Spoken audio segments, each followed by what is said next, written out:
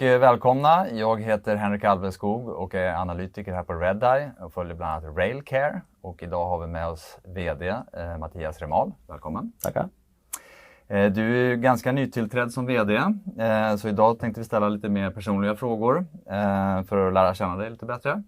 Hoppas det är okej? Ser jag fram emot. Absolut. Bra, då kör vi. Ja, Mattias, kan du berätta om din yrkesbakgrund? Ja, vi börjar med utbildningen där, så studerade jag ekonomi då på Luleå tekniska universitet. Direkt därefter så hoppade jag över till ett förening i Skellefteå där jag varit kanslichef. Där var jag ungefär i 1 år. Sen gick jag vidare och började på Skatteverket. Där jag gick ett traineeprogram. Och sen hörde man av sig från Boliden där jag var så länge som 16 år. 16 fantastiska år ska jag säga. Och sen nu sedan mitten på februari var jag på Railcare, vilket jag är väldigt glad för. Hur och när kom du först i kontakt med Railcare? Ja, det var efter semestern i fjol som första kontakten togs. Och sen var det en ganska snabb process faktiskt. Så att, ja, det var ungefär där efter semestern. Jag frågade också hur och antar att de kontaktade dig då, eller? Så var det. De kontaktade mig och var lite nyfiken på att se vem jag var. Så att det var några korta, snabba träffar där i början och sen kändes det väldigt, väldigt bra. Mitt första intryck av företaget var väldigt, väldigt gott.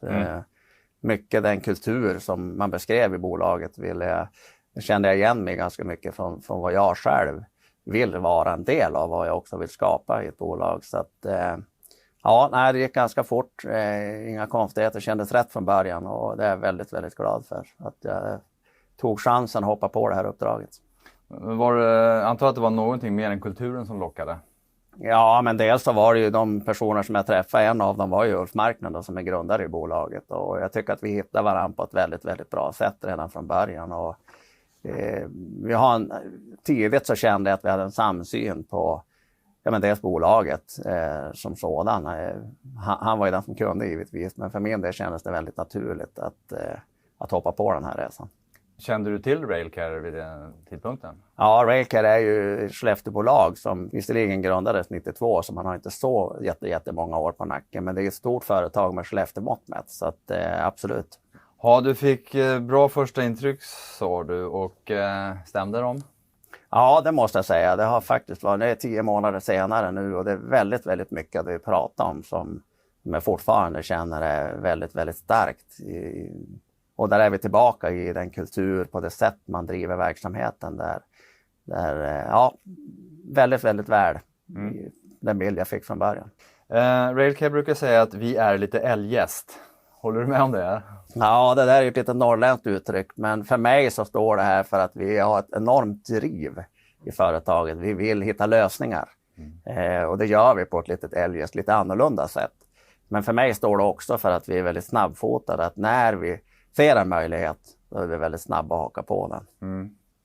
Låter som en ganska platt organisation. Ja, väldigt platt.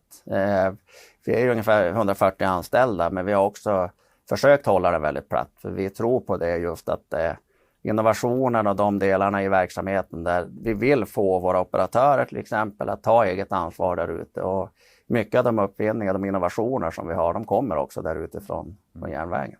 Vilka erfarenheter tar du med dig nu som kan appliceras på Railcare och era expansionsplaner? Ja, om vi börjar med att jämföra tiden i Boliden och tiden i Railcare här, så är det ju helt olika bolag.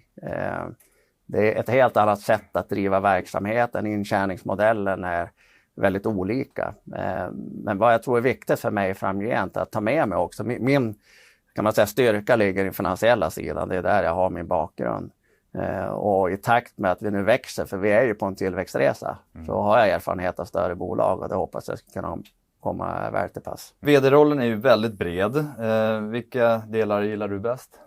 Ja, jag ska nog faktiskt svara helheten där. Dels det här att få vara nära, som vi var inne på, vi har en platt organisation för att vara nära verksamheten och medarbetarna, men också att få möta externa intressenter. Den delen är också väldigt, väldigt intressant. Men att få det här helhetsperspektivet på det sättet är väldigt, väldigt stimulerande. Hur skulle du beskriva dig själv då som ledare? Ja, jag skulle nog säga att jag är mer av en coachande ledare. Jag är visserligen en gammal fotbollsdomare och van att peka med hela handen, men Men just att få med sig hela verksamheten, få med sig mina kollegor på ett bra sätt, det tror jag är jätteviktigt. Att skapa den här energin i bolaget. Sen är det självklart så att krävs det att man behöver ta beslut, så kommer man inte backa för att göra det. Men det är inte det jag väljer i första hand. Mm. Ja, hur skulle du vilja beskriva din vision för Railcare då? Ja, nu har jag varit inne här i 10 månader, så att jag har ju fått min första bild så att säga. Men jag kan konstatera det att vi är väldigt väl positionerade när det gäller batteridriften. Omställningen till en mer hållbar järnväg.